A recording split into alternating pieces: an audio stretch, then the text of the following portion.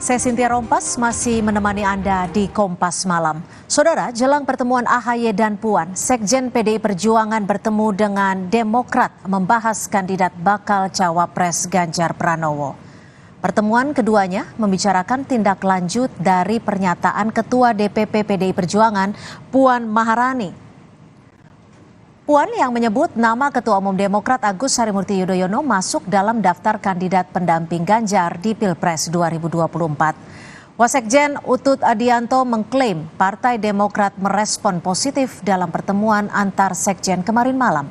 Terkait dengan pertemuan AHY dan Puan Maharani, Utut menyampaikan pertemuan akan digelar dalam waktu dekat.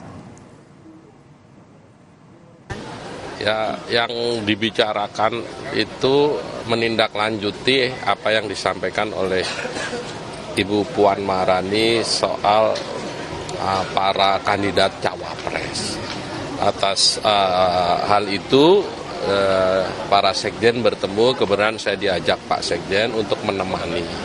Intinya kita sedang mengupayakan, kalau tanggalnya tentu menunggu kesiapan kedua beliau itu, untuk berjumpa, untuk berdialog.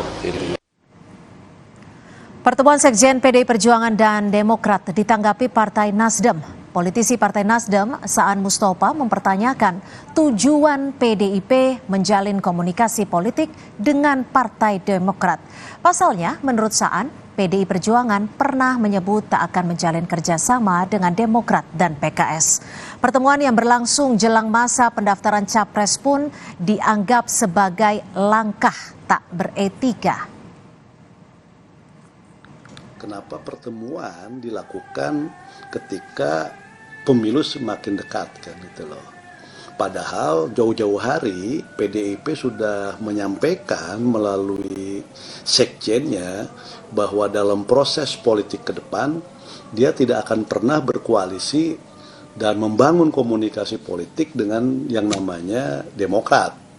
Dan juga disebutkan PKS juga kan gitu kan. Nah, kenapa hal itu sekarang dilanggar? Nah, pasti ada.